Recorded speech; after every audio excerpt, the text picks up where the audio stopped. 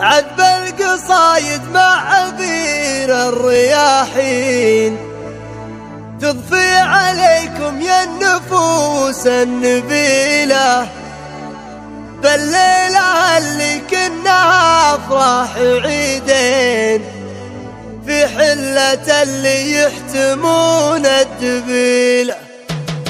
تم الفرح بحضور كل المحبين على تقاليد الجدود الأصيلة.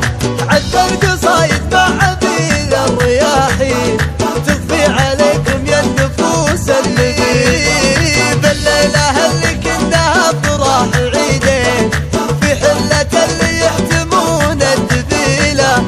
جينا نبارك في زواج العزيزين في ليلة تمتاز عن كل ليلة. في جدهم تلقى المدايح عناوين رمز الشجاعة والكرم والفضيلة من رؤوس ربع الراجحة بالموازين قبيلة خاضت جميع الميادين يشهد لها التاريخ نعم القبيل. فوق المهارة اللي سوات الشياهين أهل الظفر والتضحيات الجليلة يمشون في ظل السيوف المسارين عاداتهم دحر الجموع الثقيلة وأخبارهم كهل الدروع الميامين ظفران فرسان الرماح الطويلة عطر المجالس في علوم النبيل. أفعالهم تشبه ورود البساتين وامجادهم مثل الغصون الظليلة. تم الفرح بحضور كل المحبين على تقاليد الجدود الأصيلة.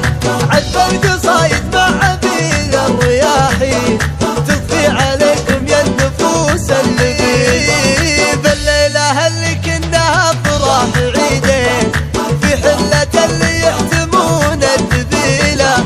جينا نبارك في زواج العزيزين في ليلة تمتاز عن كل ليلة.